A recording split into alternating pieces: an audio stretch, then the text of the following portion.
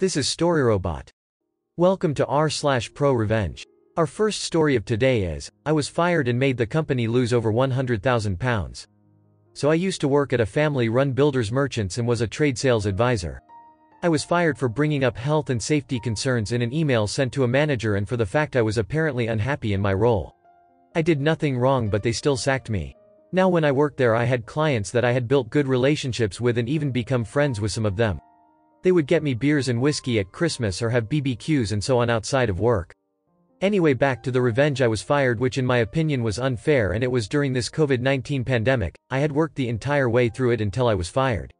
So I wanted revenge. I contacted multiple clients, friends, and most of them say okay, we won't use that company if they treat the staff the way they did to me. One client easily spends over £100,000 a year easily in the top 3 customers they had. He used them because I would get him the best prices, etc., etc. As soon as I'm fired, I call him and let him know what happened and he straight away promises not to use them again. So big middle finger to the owners of that beep. I hope you learn to treat your employees better or go under.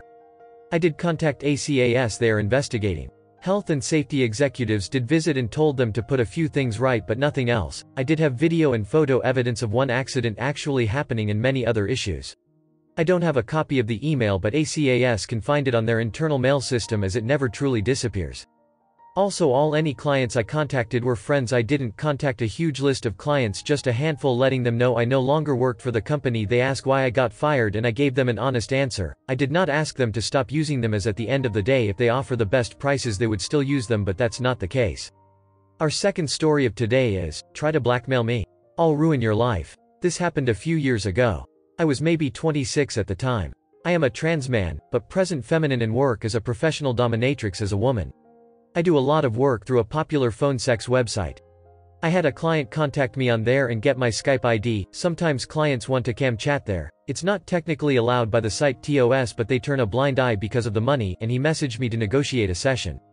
He complained about my rates, demanded I do stuff I'm not comfortable with. I don't get fully nude on cam calls. I don't talk about having clients touch me sexually. I don't do sessions as a sub, and eventually threatened me with bad reviews, and to report me to the site, and said I didn't want to show him my junk because I was a very nasty word for a trans woman. Ironic, I know. He called me every name in the book and I blocked him and thought nothing of it. I'd been with that site 5 years and made them hundreds of thousands over the course of them, so I wasn't worried.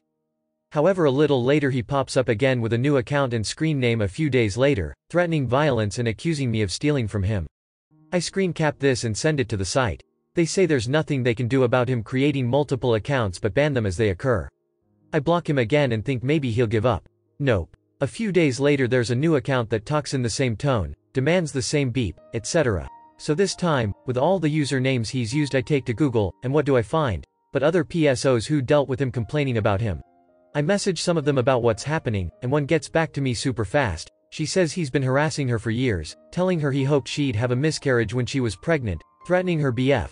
At this point I'm furious, not only on my behalf but on behalf of everyone else he's pulled this beep with. She'd tried to go to the cops, no help there, of course, but this idiot had given her a ton of personal info, from his full name, to his address. I am a pretty good internet detective thanks to my line of work, so I start Googling and putting together info.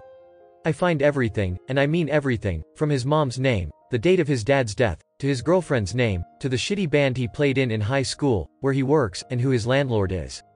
I call everyone politely informing them of what this little beep is up to. His mom, his girlfriend, his everybody. I call his girlfriend at work just to make sure she gets it. He contacts me on Kik, demanding a response, and threatening to sue me for harassment. I laugh my beep off and explain how that doesn't work and that if he contacts me again I'll sue him for harassment and show him the statutes on it. Where we live, you have to tell the person to stop contacting you before it can be harassment. I'd told him multiple times to stop bothering me, but he'd only ever demanded that I do talk to him. After that I did stop contacting him, but I gave all the info I dug up to the other PSOs to do with as they liked. Last I checked he was living with his brother in a truly shitty looking apartment and tweeting about how no one will hire him because people are mean, and about how much he hates women. Our third story of today is, harass my daughter on Minecraft. You can't hide from me. So, my daughter, who was about 8 at the time, was really into Minecraft, as most kids are these days. Also desperately wanting to join the YouTube Let's Play culture, I had installed some screen recording software that would let her make videos of the games she was playing so she could later upload them to YouTube. Anyways, one day I'm minding my own business when I hear her quietly sniffling over on the computer. I asked her what was wrong, but she didn't want to tell me, so I let it go, but decided to keep an eye on her. A few minutes later I discovered what was happening. Someone was harassing not only her, but also all the other kids playing on whatever server she was on.